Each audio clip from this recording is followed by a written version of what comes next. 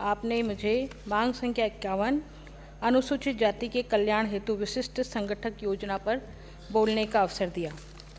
माननीय अध्यक्ष महोदय, जैसा कि हम सब लोग जानते हैं,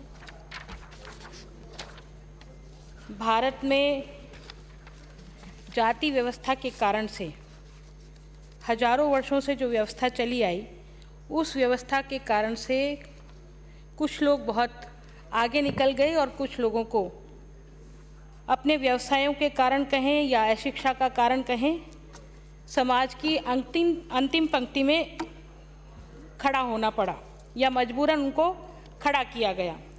सामाजिक न्याय और शोषण से मुक्ति विभाग का पहला काम है माननीय अध्यक्ष महोदय, किंतु विगत 3 वर्षों में उत्पीड़न और अत्याचार की घटनाएं जिस प्रकार से बढ़ी है, हम सब लोग जानते हैं कि राजस्थान दलितों के अत्याचार में दूसरे स्थान पर है। माननीय अध्यक्ष महोदय, मैं आपसे निवेदन करना चाहती हूँ माननीय अध्यक्ष महोदय, अनुसूचित जाति और जनजाति के उत्थान के लिए बहुत सारी कमेटियाँ बनी हुई हैं, चाहे वो राज्य स्तर पर हो चाहे वो जिला स्तर पर। अनुसूचित जाति और जनजाति अत्याचार उत्पीड़न निवारण अधिनियम के प्रावधानों के तहत जिला स्तर पर माननीय अध्यक्ष महोदय समीक्षा समितियों का गठन किया गया, लेकिन ये गठन सिर्फ कागजों तक ही सीमित है। ये कलेक्टर्स के पास ना तो इतना समय होता है, ना उनकी प्राथमिकता होती है। ये समितियां सिर्फ कागजों में बनी हुई हैं, ना तो उनकी बैठकें होती हैं, ना इसकी समीक्षा की जाती है। यदि समीक्षा नहीं होगी तो निश्चित रूप से इन कमेटियों का कोई मतलब नहीं है गठन होने का। इसलिए जिला स्तर पर जितनी अनुसूचित जाति जनजाति के लिए जितनी समितियां गठित की गई हैं, उन कमेटियों में हमेशा से ही ये प्रावधान होना चाहिए कि हम कितने समय के अंतराल में इनकी कमेटियों का जो है मीटिंग्स आयोजित कराएंगे और मीटिंग के बाद में उसकी समीक्षा के आधार पर हम क्या निर्णय कर पाएंगे। माननीय अध्यक्ष महोदय, आपको बताना चाहती हूँ कि जिस तरह से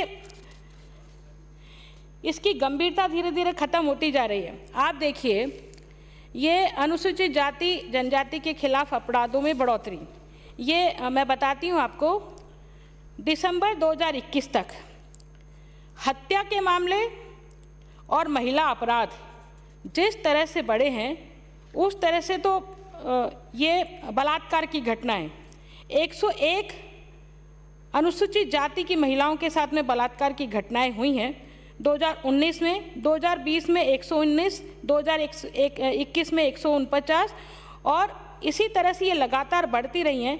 2019 से 2021 तक जो बढ़ोतरी हुई है वो 47% बढ़ोतरी हुई है माननीय अध्यक्ष महोदय। और इसी प्रकार से ना तो चालान प्रस्तुत हुआ है और ना ही दोषियों को सजा दी गई है। तो ये कानून बना है, लेकिन कानून की पालना कितनी हो रही है और उस पालना के तहत जो दोषी लोग हैं उनको कितनी सजा मिल रही है, ये एनसीआरबी की रिपोर्ट स्पष्ट रूप से हमें बताती है। तो इसलिए माननीय अध्यक्ष महोदय, आपसे निवेदन करना चाहूँगी, अनुसूचित जाति के खिलाफ जो अपराध होता है उसमें सभी स्तरों पर लापरवाही बरती जाती है।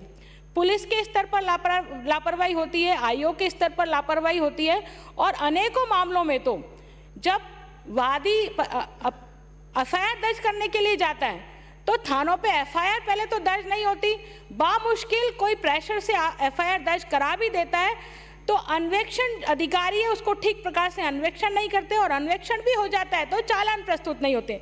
मैं उदाहरण देना चाहूँगी माननीय अध्यक्ष महोदय, अजमेर का ये एक उदाहरण है। एफआईआर मैंने 131 में भी ये ध्यानाकर्षण लगाया था, एफआईआर नंबर 0154, इसमें आज तक चालान प्रस्तुत नहीं हुआ है, जबकि महेश भाट सन ऑफ तेजाराम भाट, बड़गांव अजमेर आदर्श नगर का ये मैटर है, 2020 का मैटर है, लेकिन अभी तक चालान प्रस्तुत नहीं होना ये दर्शाता है कि कितनी लापरवाही के तहत हम ये काम जो है को अंजाम नहीं देना चाहते। माननीय सभापति महोदय, इसी तरह से मैं निवेदन करना चाहती हूँ कि विभाग जो बना है वो सामाजिक न्याय और अधिकारिता 2 उद्देश्यों को लेकर के बना है, किंतु ना तो सामाजिक न्याय वंचित वर्गों को मिल पा रहा है और ना ही इन वर्गों के सशक्तिकरण के लक्ष्य हम हासिल कर पा रहे हैं।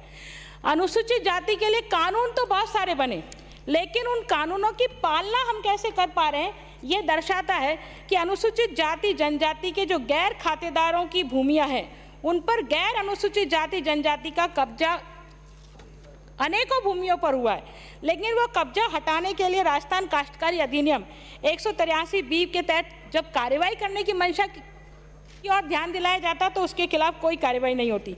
और इसी प्रकार से कृषि भूमि आवंटन नियम 1970 के तहत ऐसे कृषि भूमि जो गैर खातेदारी आवंटित की गई है, जिस पर कास्ट हो रहा है, जिस पर रेवेन्यू रिकॉर्ड के अनुसार वो अंकित भी हो रहा है रेवेन्यू रिकॉर्ड में, उसके बावजूद बार बार कहने पर कि उसको खातेदारी अधिकार दिए जाएं, खातेदारी अधिकार दिए जाएं, लेकिन खातेदारी अधिकार उसको नहीं दिए जाते।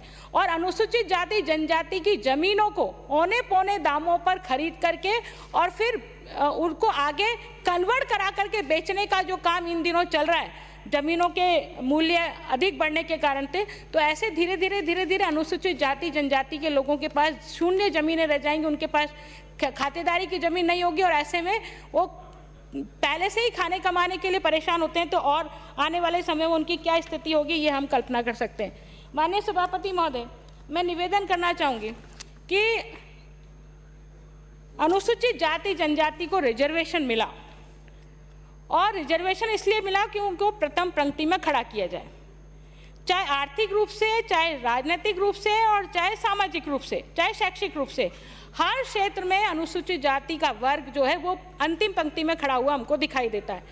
और जब हम बात करते हैं शिक्षा की, तो शिक्षा की जब मैं बात करती हूँ तो शिक्षा में 30 साल तक रिजर्वेशन के बाद में लागू होने पर, जब रिजर्वेशन लागू हुआ तो अनुसूचित जाति के वर्ग में शिक्षा का प्रसार इतना अधिक नहीं था कि 100% लोग उस रिजर्वेशन का लाभ उठा सकते।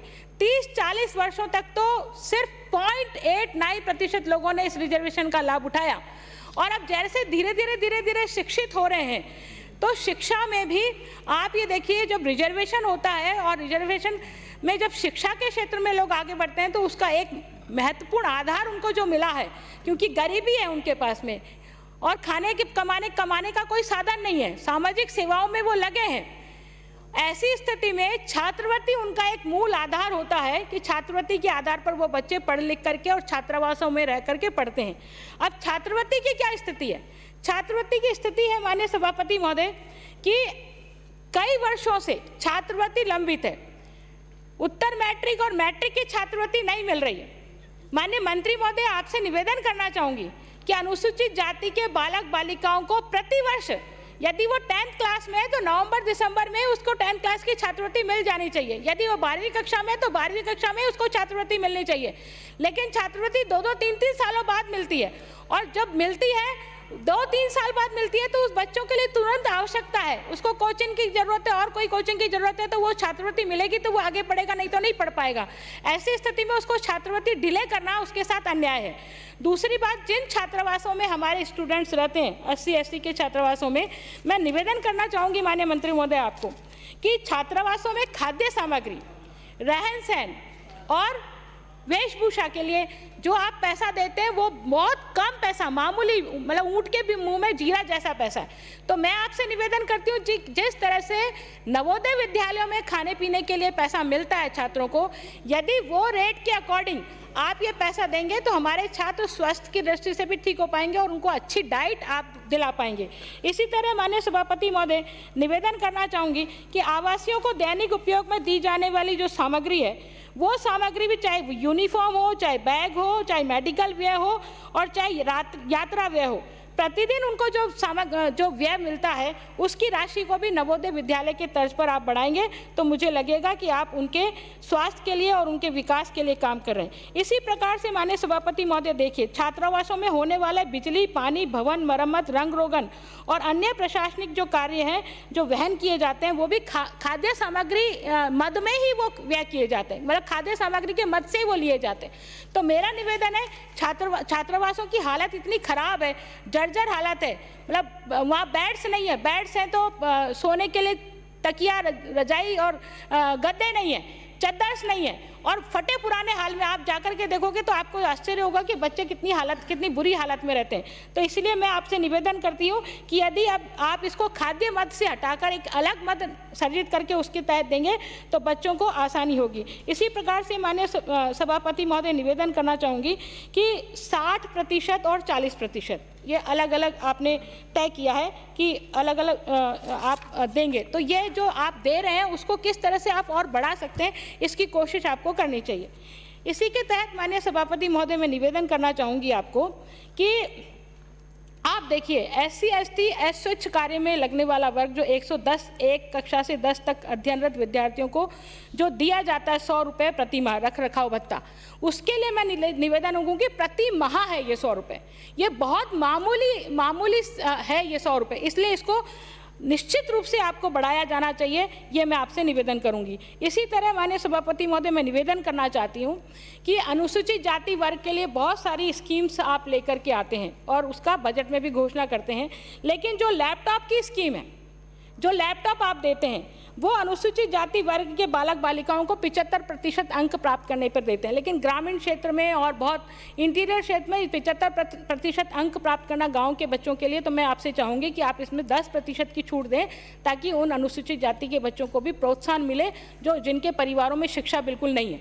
माननीय सभापति महोदय आपको मैं निवेदन करती हूँ कि हमारे जो स्वच्छता सैनिक जिनको कहते हैं, हम सफाई कार्य में लगे हुए जो लोग हैं, आप ये देखिए सुबह से वो मम्मी पापा दोनों काम पे चले जाते हैं, वाल्मीकि समाज से आने वाले लोग हैं। अनुसूचित जाति में भी बहुत सारे वर्ग हैं, कई वर्ग तो बहुत अभी स्थिति उनकी ठीक है, लेकिन ऐसे वाल्मीकि समाज के लोग और दूसरे समाज के लोग जिनकी स्थिति आज भी बहुत ज़्यादा दयनीय है, बहुत ज़्यादा दयनीय है, उनके लिए शिक्षा की विशेष व्यवस्था और प्रोत्साहन किया जाना बहुत आवश्यक है।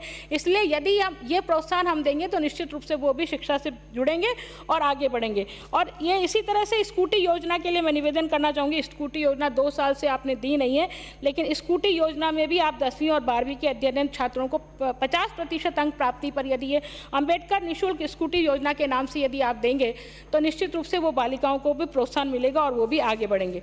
माननीय सभापति महोदय एक निवेदन और करती हूँ इसी विषय में, जनसंख्या के अनुपात में आरक्षण।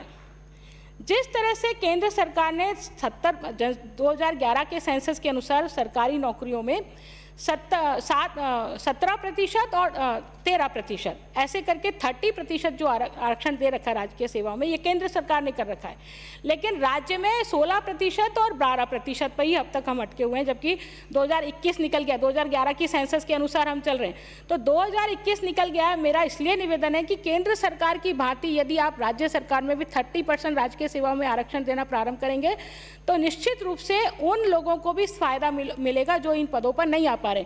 और एक जब से मैं माननीय सभापति महोदय इस सदन में आई हूँ तब से मैं बैकलॉग की और रोस्टर प्रणाली की बार बार चर्चा सुनती हूँ। हर कांग्रेस के हर घोषणा पत्र में हम बैकलॉग को पूरा करेंगे, हम रोस्टर प्रणाली लागू करेंगे, पर मैं आपको एक उदाहरण बताती हूँ जिसमें योग्यता रखते हुए भी गृह विभाग का मैटर है। विधि विज्ञान प्रयोगशाला में एक आरक्षित वर्ग का कार्मिक जो है वो बिना रिजर्वेशन के मेरिट से नौकरी में आता है, और जब उसका प्रमोशन होने की बात होती है तब ये कहते हैं कि भाई ये तो मेरिट, इसने रिजर्वेशन का लाभ ले लिया है नौकरी में लगते समय, इसलिए इसको रिजर्वेशन नहीं दे सकते और पद खाली रखा है।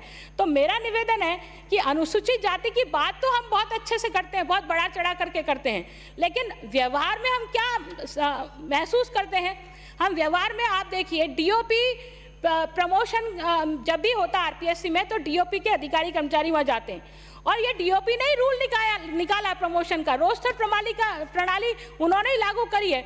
किसी भी विभाग में रोस्टर का रजिस्टर संधारित नहीं होता है, किसी भी विभाग में, और 1997 से पहले हम वैकेंसी वाइज आरक्षण देते थे। 1997 के बाद में हम जो है वैकेंसी वाइज आरक्षण नहीं देके पद वाइज आरक्षण दे रहे हैं। अब पद वाइज आरक्षण दे रहे हैं तो आपने 7वें नंबर पर तो एससी को और 9वें नंबर पर एसटी को पद दिया हुआ है, लेकिन जो बैकलॉग के पद हैं वो बैकलॉग के पद कभी भी किसी भी सत्र में। तो मेरा माननीय मंत्री महोदय से निवेदन है कि जब तक आप बैकलॉग के पद नहीं भरेंगे तो अनुसूचित जाति के राजकीय सेवा में लगे हुए लोगों को संतुष्ट नहीं कर सकते। इसी तरह से प्रमोशन के समय जब उनका प्रमोशन होता है, यदि वो मेरिट जनरल मेरिट से आ रहा है, जनरल से भी ज़्यादा अंक उसके पास हैं और उसका सिलेक्शन हो गया, और सिलेक्शन होने के बाद जब वो प्रमोशन आता है तो प्रमोशन में कहता नहीं आप तो एससी के, इसलिए एससी का पद खाली नहीं है तो आपका प्रमोशन नहीं करेंगे। अरे वो प्रमोशन क्यों नहीं करेंगे? आपसे वरिष्ठ है तो वरिष्ठता के आधार पर तो प्रमोशन दीजिए आप, लेकिन पद खाली है। विधि विज्ञान प्रयोगशाला गृह विभाग में कार्मिक विभाग के कई सर्कुलर्स निकलने के बाद भी ये प्रमोशन की पौधे अभी तक खाली है, इनको भरा नहीं गया है। इसलिए मैं माननीय मंत्री महोदय से निवेदन करूंगी कि ये प्रमोशन के पद भरे जाए। कांग्रेस ने वर्षों से 70 सालों से वोट तो लिया है एससी एसटी का, लेकिन जब एससी एसटी के वेलविशर की बात की जाती है तब वो बिल्कुल सर्कुलर निकाल करके ठंडे बस्ते में डाल देते हैं। माननीय सभापति महोदय, जब सरकार के रूल्स का कोई अधिकारी कर्मचारी वायलेशन करता है तो उसको 16 सीसी 17 सीसी का नोटिस दिया जाता है, उसके खिलाफ दंडात्मक कार्यवाही की जाती है। परंतु इतने सारे वायलेशन कार्मिक विभाग के डीओपी से जाने वाले लोग डीपीसी में करते हैं, क्या किसी एक भी कर्मचारी के खिलाफ आपने कोई एक्शन लिया कि आपने ये प्रमोशन में गड़बड़ी क्यों की है? रोस्टर के आधार पर जब उसका प्रमोशन होने वाला है तो आपने इसको क्यों छोड़ा, इस पद को क्यों छोड़ा, उसको प्रमोशन क्यों नहीं दिया? परंतु कार्मिक विभाग में आज तक भी किसी भी अधिकारी कर्मचारी के खिलाफ ये एक्शन नहीं लिया गया है। इसलिए या तो ये सर्कुलर जितने निकाले हैं सरकार ने, या तो वो सब कैंसिल कर दो, ताकि एक मानसिकता हो जाएगी कि भाई कोई सर्कुलर इस संदर्भ में नहीं है। लेकिन बार बार सर्कुलर निकालने के बाद में सिर्फ वो कागज बन के रह गए माननीय मंत्री महोदय, कागज। और ऐसे हजारों कर्मचारी, आप देखिए किसी भी विभाग में प्रशासनिक अधिकारी के पद पर कोई एससी एसटी का बंदा आता है क्या प्रमोशन होकर के? कभी नहीं आता। इसलिए नहीं आता क्योंकि आपकी मंशा नहीं है उनको ये प्रमोशन देने की, अपनी योग्यता के आधार पर आए तभी भी आपकी मंशा नहीं है। इसलिए मैं निवेदन करूंगी कि इन बैकलॉग के पदों को एक तो आप पूरे जितने भी बैकलॉग के पद हैं उनको भरा जाए, और एक सरकार ने एक राइडर लगा दिया कि यदि बैकलॉग के पदों को 3 साल तक नहीं भरा जाएगा तो वो अपने आप ही स्वतः खत्म हो जाएंगे। ऐसे कैसे खत्म हो जाएंगे? यदि आप ये कानून लागू करके इस राइडर को लगाओगे तो धीरे धीरे करके जो मंशा होती है ना अधिकारियों की कि नहीं हमको एससी के लोगों को लाभ नहीं देना है, और वो एससी के लोगों को लाभ नहीं देना है, तो ये 3 साल के राइडर का बहुत अच्छे से उपयोग करते हैं और धीरे धीरे पद समाप्त कर देते हैं कि पद ही नहीं है, और फिर नए सिरे से पदों की गणना होती है। इसलिए माननीय सभापति महोदय, मेरी हाथ जोड़ के आपसे प्रार्थना है कि मंत्री महोदय, सरकार में आप बैठे हो, आप कैबिनेट मिनिस्टर हो, यदि अब आप नहीं करोगे तो मुझे नहीं लगता कि कभी ये हो सकेगा, क्योंकि धीरे धीरे शिक्षा का स्तर बढ़ रहा है, अब लोग और आएंगे, और ये जो वैमनस्य है ये वर्ग भेद में बटेगा, फिर लड़ाइयाँ होंगी, और लड़ाई इस स्तर पर होगी कि आपके और हमारे संभालने से नहीं संभाल पाएगी वो स्थिति। इसलिए आपसे निवेदन है कि इस सामाजिक समरसता को बनाए रखने के लिए जो संवैधानिक प्रावधान है उन संवैधानिक प्रावधानों को आप जो है लाभ लोगों को दिलाएंगे। ये मेरा निवेदन है आपसे, यदि आप करेंगे तो ये बहुत अच्छा होगा। इसी प्रकार से माननीय सभापति महोदय, मैं निवेदन करना चाहूँगी आपसे, ये जब अस्थायी संविदा मानदेय सेवाओं में आप लोग ले रहे हैं, है ना, हर चीज़ में मानदेय पर या संविदा पर आप लोगों को रख रहे हैं, रेगुलर भर्तियां नहीं कर रहे हैं, ऐसी स्थिति में जो रिजर्वेशन का लाभ संविधान ने दिया है वो रिजर्वेशन का लाभ कैसे वो व्यक्ति प्राप्त कर पाएगा? अनुसूचित जाति से आने वाला व्यक्ति प्राप्ति नहीं कर पाएगा। तो इसलिए मेरा आपसे निवेदन है कि इन संविदा और अस्थायी मानदेय सेवाओं में भी आप आरक्षण की व्यवस्था लागू करें, ताकि उस प्रोपोर्शनेट में लोग उस व्यवस्था में शामिल हो सकें। और इसी तरह से माननीय सभापति महोदय, मैं आपसे निवेदन करती हूँ कि शैक्षिक स्तर पर धीरे धीरे स्तर बढ़ रहा है, लेकिन आर्थिक स्थिति में, आज भी आर्थिक स्थिति में 15% जनसंख्या का ही पूरे आर्थिक तंत्र पर कब्जा है। जो शेष 75% जनसंख्या है ना, वो ऐसे छोटे छोटे काम में लगी हुई है और छोटे छोटे से सेवा के कार्यों में लग करके अपनी अर्थतंत्र को चला रही है। तो ये जो आर्थिक विभिन्नता है यही संघर्ष का कारण बनती है। इसलिए आपसे मैं निवेदन करूंगी, सरकार ने बहुत सारी घोषणाएं तो करी हैं, लेकिन उनका लक्ष्य क्या है? अभी वो बता रहे थे साफिया जी, है ना, रामगढ़ से आने वाली सदस्य की 20 लाख रुपए, आज क्वेश्चन आवर में उसने बोला कि 20 लाख रुपए से क्या होता है इतनी बड़ी आबादी को। इसी तरह से जो आपके टारगेट है ना, वो टारगेट इतने कम है कि आप, और टारगेट को अचीव करके हम बहुत खुश हो जाते हैं कि वाह ठीक है, हम यदि टारगेट को खुश करके आप खुश हो रहे हो तो इसमें कोई बड़ी बात नहीं है, क्योंकि लक्ष्य ही हमने छोटा रखा है और फिर हम खुश हो जाएं तो उससे कोई नतीजा हासिल नहीं होने वाला है। इसलिए जितनी जनसंख्या है उस जनसंख्या के हिसाब से हमको बजट भी रखना चाहिए और टारगेट भी लक्ष्य रखना चाहिए। हम SC/ST के लिए अलग से बजट रखते हैं और बजट रख करके और उसमें काल्पनिक आधार पर हम ये सोच लेते हैं कि इतना बजट खर्च हो गया। क्या काल्पनिक आधार पर खर्च हुआ बजट यदि सही है तो आज तक अनुसूचित जाति की स्थिति ये नहीं होती जो बनी हुई है। इसलिए काल्पनिक आधार पर मत जाइए, वास्तविक आधार पर जाइए कि वास्तविक आधार पर कितना बजट खर्च हुआ है, आप इसको देखिए। और मैं माननीय सभापति महोदय आपसे निवेदन करती हूँ कि RICO के औद्योगिक क्षेत्र में सूक्ष्म लघु मध्यम स्तरीय इकाइयों हेतु आरक्षित दर क्रमशः 25, 50 और 75% पर आवंटित किया जाना चाहिए SC के उद्यमियों के लिए। और इसी तरह से मैं निवेदन करना चाहती हूँ, जो इकाइयाँ स्थापित हैं RICO से संतृप्त क्षेत्रों में पात्रता से आवंटन किया जाए। ST वर्ग के उद्यमियों को कब्जा प्राप्त करने की तिथि से 3 वर्ष तक का समय उत्पादन हेतु दिया जाए और 3 वर्ष तक उत्पादनरत रहने पर विक्रय हस्तांतरण के अधिकार दिए जाना चाहिए। इसी प्रकार माननीय सभापति महोदय मैं निवेदन करना चाहूँगी कि ST वर्ग के व्यक्तियों को उद्यम स्थापित करने हेतु कृषि भूमि की खरीद पर रजिस्ट्री कराने पर 100% स्टैंप ड्यूटी में छूट दी जानी चाहिए। माननीय सभापति महोदय, अभी माननीय मुख्यमंत्री महोदय ने खूब सारी छूट दी है महिलाओं के लिए, लेकिन यदि ST के उद्यमियों के लिए छूट मिल जाए तो वो उद्यमी भी रजिस्ट्री करा करके अपनी एक छोटी मोटी इकाई स्थापित कर लें और धीरे धीरे इस फील्ड में आगे बढ़ने की कोशिश करें। इसी तरह से माननीय सभापति महोदय मैं निवेदन करना चाहूँगी कि आर्थिक दृष्टि से समृद्ध बनाने के उद्देश्य से SC/ST के व्यक्तियों को खनन RICO और में भूखंड उचित मूल्य पर दुकानों में उचित मूल्य की दुकानों के आवंटन में आरक्षण का प्रावधान भी किया जाए ताकि लोगों को सुविधा हो, इस और भी वो आगे बढ़ सकें। माननीय सभापति महोदय आप देखिए, अनुसूचित जाति के लोग आर्थिक सेवाओं में जाना पसंद नहीं करते क्योंकि वो रिस्क नहीं लेना चाहते। छोटी सी पूंजी है उनके पास, यदि ये छोटी सी पूंजी भी उस रिस्क में गंवा दिया तो फिर जिंदगी भर बैठने का ही काम है उनके पास और कोई काम नहीं होगा। इसलिए वो रिस्क लेने के लिए प्रोत्साहित हो, सरकार उनके पीछे खड़ी रहे और उनको लगे कि नहीं सरकार हमारे पीछे खड़ी है, इसलिए हम रिस्क लेने के लिए तैयारी करें और रिस्क लेकर के वो उस उद्यम की ओर आगे बढ़े तो निश्चित रूप से वो लोग भी उद्यमी बन पाएंगे जो उनका एक सपना है। इसी तरह से माननीय सभापति महोदय मैं निवेदन करना चाहूँगी कि 2 करोड़ रुपए तक का ऋण अनिवार्य रूप से उनको दिया जाना चाहिए। जिस तरह से आप ये विकास निगम लिमिटेड और वित्त और विकास निगम लिमिटेड के माध्यम से जो योजनाएं संचालित करते हैं, उन योजनाओं में लक्षित समूह को बढ़ाते हुए 2 करोड़ रुपए तक का ऋण यदि आप उपलब्ध कराएंगे तो निश्चित रूप से उनको उद्यम स्थापन में जो है मदद मिलेगी। इसी तरह से माननीय सभापति महोदय मैं आपसे निवेदन करना चाहूँगी, उच्च शिक्षा के लिए सामान्य शिक्षा में तो धीरे धीरे प्रतिशत बढ़ रहा है, लेकिन उच्च शिक्षा और टेक्निकल शिक्षा ये दोनों फील्ड में भी अरबी भी अनुसूचित जाति जनजाति के लोग बहुत पीछे हैं। हम यदि एक पंक्ति में खड़ा करना चाहते हैं समाज के सभी वर्गों को तो बहुत जरूरी है, क्योंकि जैसे जैसे समय बीतता, अभी आप कहेंगे कि नहीं अब तो घर भी उनके पास है, उनके पास एजुकेशन भी अच्छे स्तर से वो रहते भी हैं, लेकिन वो कितना प्रतिशत है। और धीरे धीरे जो आगे वाले की दौड़ में जब भी हम बराबर हो पाएंगे ना, जब पीछे वाले को विशेष राहत पैकेज मिल पाएंगे, नहीं तो आगे वाला तो और आगे दौड़ा जा रहा है तो उसकी बराबरी तो कभी फिर भविष्य में होगी ही नहीं।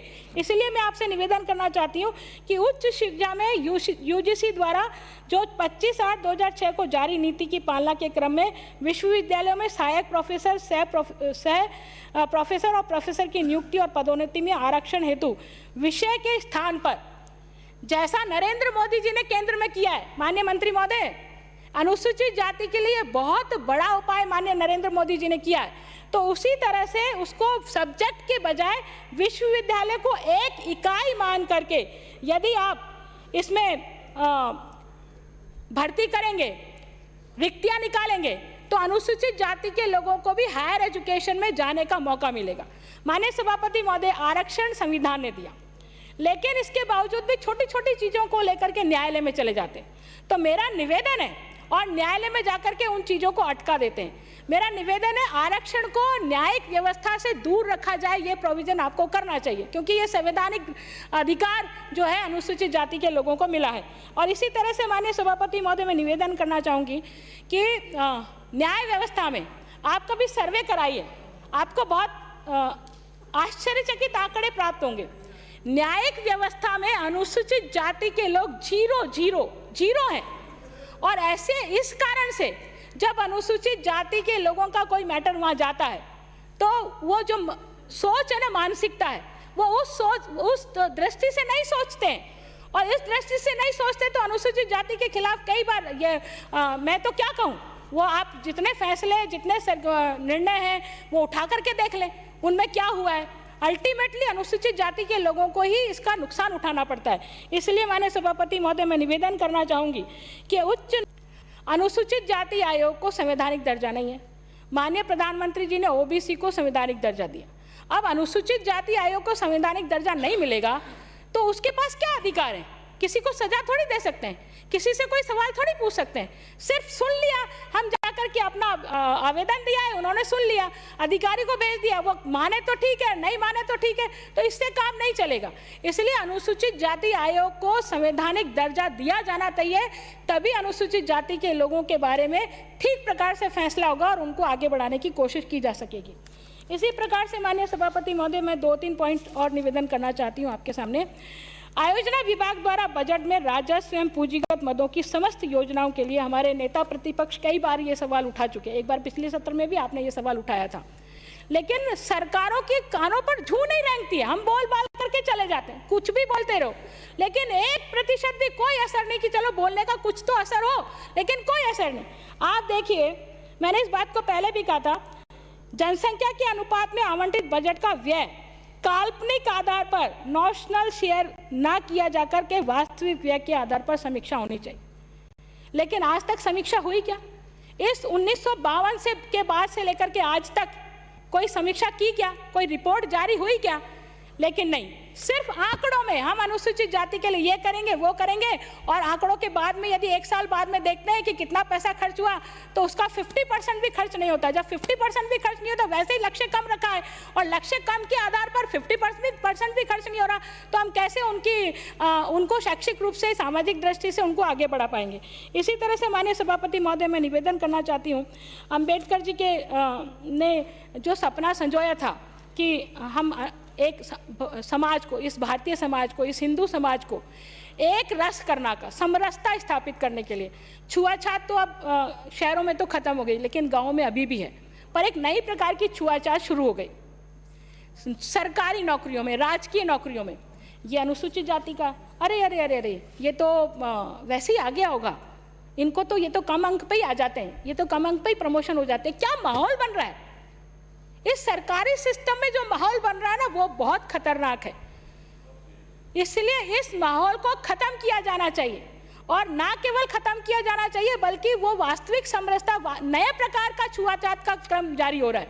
और इसी तरह से राजनीतिक दृष्टि से भी इसी प्रकार से आप देखिए, मुझे बोलना नहीं चाहिए, मैं तो भारतीय जनता पार्टी से आती हूँ, इसलिए मुझे मालूम है कि भारतीय जनता पार्टी में अनुसूचित जाति जनजाति का कितना महत्व। मैं आज प्रथम वक्ता हूँ और हमेशा मुझे लगता है कि मैं भारतीय जनता पार्टी में हूँ, इसलिए मुझे ये पद हासिल हुआ। लेकिन राजनीतिक दृष्टि से क्या नीति निर्धारण के समय अनुसूचित जाति के लोगों के विचारों को, उनके सुझावों को कितना हम इम्प्लीमेंट करते हैं?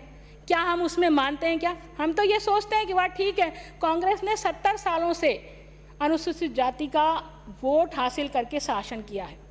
अब जैसे जैसे अनुसूचित जाति का वोट खसक रहा है, वैसे वैसे कांग्रेस जो है सत्ता में नहीं आ रही। आप देखिए, कल यूपी का रिजल्ट आया है ना, 4 राज्यों के रिजल्ट आए।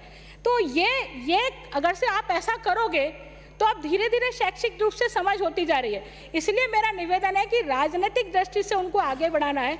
रिजर्वेशन किया है, है ना, विधायिका में रिजर्वेशन है, आपको स्थानीय निकायों में रिजर्वेशन है, लेकिन वो यदि अपना दायित्व ठीक प्रकार से निभा रहे हैं, अपने कॉन्स्टिट्यूएंसी को ठीक प्रकार से निभा रहे हैं और समझ रखते हैं राजनीति की और इस समाज को कैसे आगे बढ़ाना उसकी ओर ले जाने की बात करते हैं, तो उनको नीतिगत निर्णयों को भी आपको मानना चाहिए, उसको लागू करना चाहिए। पर मुझे नहीं लगता कि कांग्रेस में ऐसा होता होगा और उस वजह से आज कांग्रेस जो है सत्ता से दूर होती जा रही है। तो मेरा निवेदन है, मेरा सुझाव है और इस सुझाव को मानेंगे तो शायद आपको लाभ होगा, इतना मैं कहना चाहती हूँ।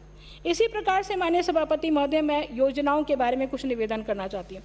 मुख्यमंत्री अनुप्रति कोचिंग योजना, आप ये देखिए, ये 2021-22 के पैरा नंबर 107 में प्रतियोगी परीक्षाओं की तैयारी के लिए SC, ST, OBC, MBC के व EWS के छात्र छात्राओं के लिए अनुप्रति कोचिंग योजना की घोषणा की गई, जिसमें 5-5 हज़ार छात्र छात्राएं प्रतिवर्ष लाभान्वित होंगे। अब मैंने जैसे पहले कहा ना माननीय सभापति महोदय, लक्ष्य कितना कम है, सिर्फ 5,000, और 5,000 में भी आप देखिए किस किस शामिल करें, SC, ST, OBC, MBC और EWS।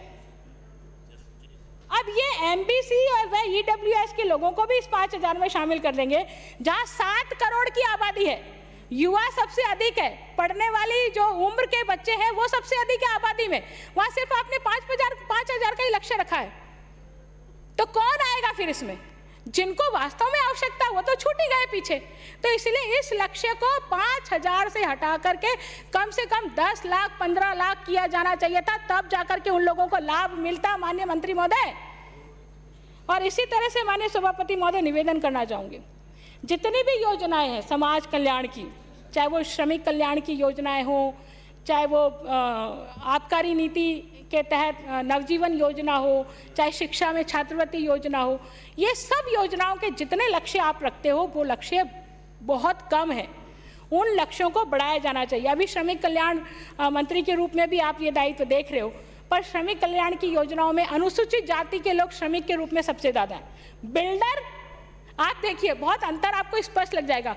बिल्डर तो अनुसूचित जाति का व्यक्ति नहीं होगा, है ना, चाहे कितनी बड़ी बड़ी बिल्डर्स की आप बात कर लो, लेकिन उस बिल्डिंग को बनाने के लिए वो मजदूर जो जाएगा ना वो अनुसूचित जाति का व्यक्ति होगा। पर ये अनुसूचित जाति के व्यक्ति के लिए इतनी अच्छी योजना, सेस के माध्यम से पैसे इकट्ठे करने की योजना, वो बिल्डर को सेस जमा कराना होता वो नहीं जमा कराता, क्योंकि मजदूर को इसका लाभ है।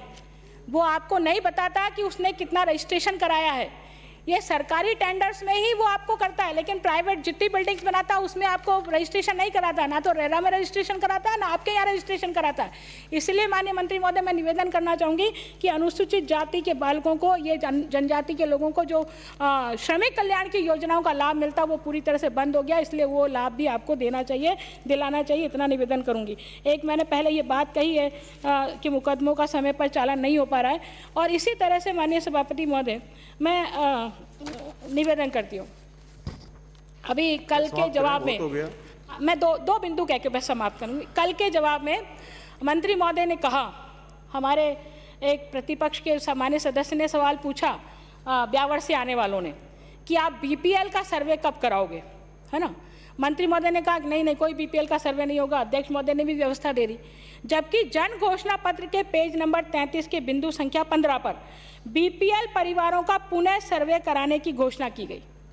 अब ये कांग्रेस के घोषणा पत्र में BPL में तो आएंगे गरीब लोग, और गरीबों में सबसे ज़्यादा अनुसूचित जाति के लोग हैं, तो ये जन घोषणा पत्र में लिखने की बात क्यों लिखा आपने, जब आपके अधिकार क्षेत्र में ही नहीं है। अभी कल मंत्री महोदय ने कह दिया कि हम आंगनवाड़ी कर्मचारी जो मानदेय कर्मचारी हैं उनको नियमित नहीं करेंगे, तो आपने तो ये जन घोषणा पत्र में लिखा है। और माननीय मुख्यमंत्री जी बार बार कह रहे हैं कि हमने जन घोषणा पत्र के 70% वादों को पूरा कर दिया, 70% वादों को पूरा कर दिया, और हर बिंदु पर आप कह रहे हैं कि हम ये नहीं करेंगे, कि केंद्र सरकार के पाले में, ये केंद्र सरकार के पाले में। तो भाई आपने घोषणा करी, आप इसकी घोषणा का पालन क्यों नहीं करा रहे। एक माननीय मंत्री महोदय, मैं पालनहार योजना के बारे में निवेदन करना चाहूँगी। पालनहार योजना में जो पैसा मिलता है वो पैसा आप 2-2, 3-3 साल में दे रहे। अब आज मेरे को खाने की ज़रूरत है, आज बच्चे को शिक्षा की ज़रूरत है, और आप 3 साल बाद में उसको पालानार का पैसा दे रहे हैं, 1 साल बाद उसको एक मुश्त दे रहे हैं। तो जिस तरह से आप पेंशन देते हैं हर महीने में 500 रुपये जो पेंशन जाती है विधवा को, मेरा निवेदन है उसी तरह से बालक को और जो विधवा है उसको हर महीने पेंशन दी जानी चाहिए। और अंत में मैं एक बात कह करके अपनी बात को समाप्त करती हूँ। माननीय सभापति महोदय, यदि अनुसूचित जाति के लोगों को आगे बढ़ाना है तो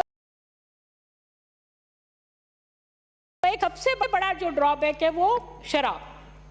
यदि प्रदेश में शराबबंदी कर दी जाए या अनुसूचित जाति के लोगों के बीच में शराब की दुकानें नहीं खोलें, ये नियम तो है कि अनुसूचित जाति के लोगों के बीच में शराब की दुकानें नहीं खोलेंगे, लेकिन सबसे ज़्यादा शराब की दुकानें आसपास अनुसूचित जाति के लोगों के बस्तियों के आसपास ही होती है। इसलिए ये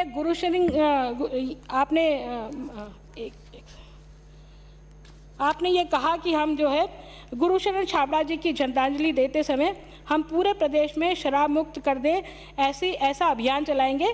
तो मेरा निवेदन यह है कि गुरुशरण छाबड़ा जी के नाम से राजकीय महाविद्यालय कर देने से, उनके नाम से राजकीय महाविद्यालय खोल देने से श्रद्धांजलि नहीं होगी। श्रद्धांजलि उनको असली श्रद्धांजलि तब होगी जब आप शराबबंदी बंद कर देंगे। यदि ये शराबबंदी बंद हो जाएगी तो आधे से ज़्यादा हमारे अनुसूचित जाति के लोग और जो महिलाएँ हैं वो अपने बच्चों की शिक्षा पर ध्यान दे पाएंगे, अपने जीवन स्तर को ऊंचा उठा पाएंगे। इतना ही कह करके मैं अपनी बात को पूरा करती हूँ। धन्यवाद।